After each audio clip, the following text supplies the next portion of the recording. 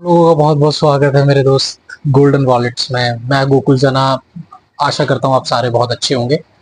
आज ना बड़ा डिफरेंट टॉपिक लेके आया हूँ, आरबीआई फ्लोटिंग रेट बॉन्ड्स। आखिर आरबीआई फ्लोटिंग रेट बॉन्ड्स की जरूरत क्या थी, गवर्नमेंट ने क्यों निकाल रखा है ना।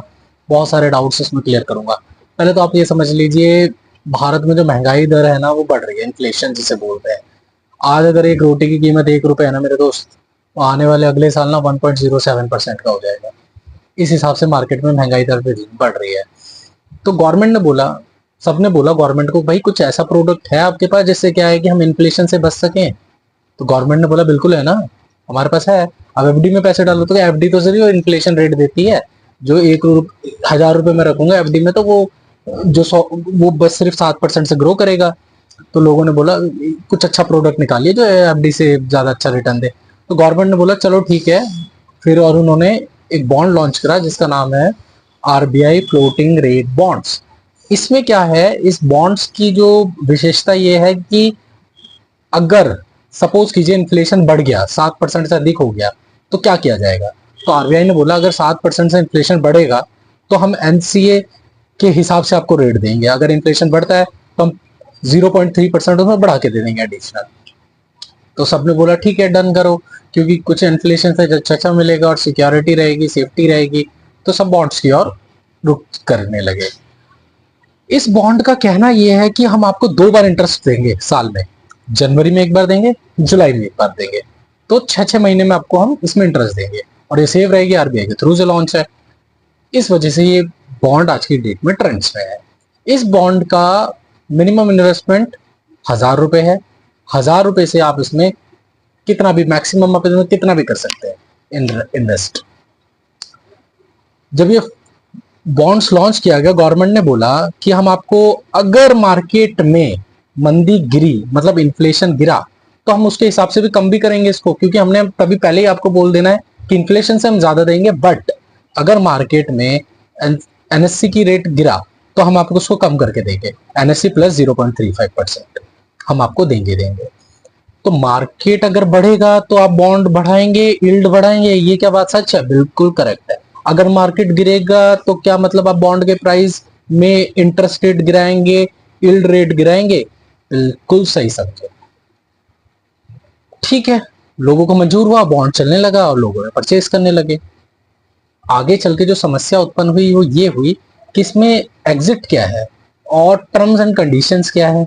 तो टर्म एंड कंडीशंस में आने से पहले मैं आपको ये बताना चाहता हूं कि लोगों ने सवाल करा कि इसमें इन्वेस्ट कौन कर सकता है।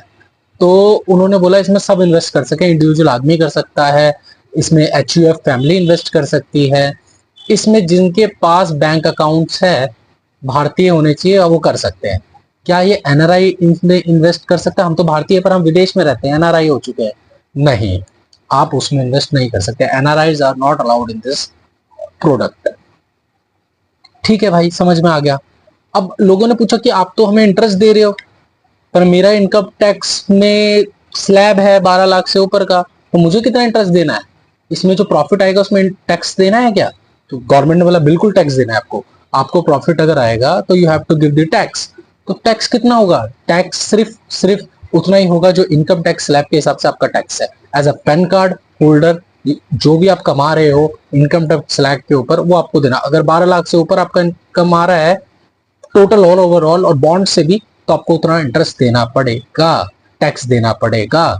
तो फिर लोगों ने बोला चलो हम टैक्स भी दे देंगे, क्या इसमें लॉकिंग भी है क्या? तो उन्होंने बोला बिल्कुल लॉकिंग है। आपके लिए इसमें 7 साल की लॉकिंग रहेगी, ये 7 साल लॉक्ड रहेगा। तो कह रहा कि अगर मेरी उम्र 60 साल से ऊपर है तो अगर आपकी उम्र 60 साल से ऊपर है तो आपको हम विड्रॉ प्लान देते हैं। आप इसको 6 साल पे ही आप विड्रॉ कर लीजिए। अगर मैं 70 से 80 साल में हूं तो, 60 से 70 में हूं तो लोगों ने पूछा 60 से 70 में हो तो आपको एक 5 साल का, और आप इसमें 5 साल की लॉकिंग आपके लिए मिनिमम रहेगी, क्योंकि आपका एज जो है वो 60 से 70 साल में है। किसी ने बोला हम 70 से अबव है तो उस केस में 80 साल से आप अबव है तो आपके लिए इसमें 4 साल का फिर भी मिनिमम लॉकिंग रहेगा। ये तो बॉन्ड का था। क्या ये बॉन्ड सही है आरबीआई ने जो निकाल रखा है? देखो दोस्त, आपके ऊपर है। अगर आप टैक्स फ्री रिटर्न के लिए सोच रहे हैं तो ये बॉन्ड टैक्सेबल है आपको, जैसे मैंने बताया।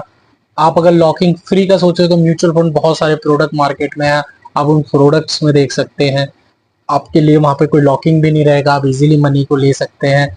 ये उनके लिए बहुत है जिनके लिए मतलब जिनका हॉराइजन बिल्कुल, जिनको रिस्क लेना ही नहीं है, जिनको अपने पैसे बिल्कुल सेफ रखने हैं। ये ऐसे पैसे हैं जो बच्चों के भविष्य के लिए रख दिए गए हैं कि कुछ भी हो जाए तो गवर्नमेंट तो पैसा देगी। क्या पता 7 साल के बाद म्यूचुअल फंड में कुछ हो जाए, तूफान मच जाए, जिस दिन पैसे लेने जाऊं उस दिन हाहाकार मच जाए।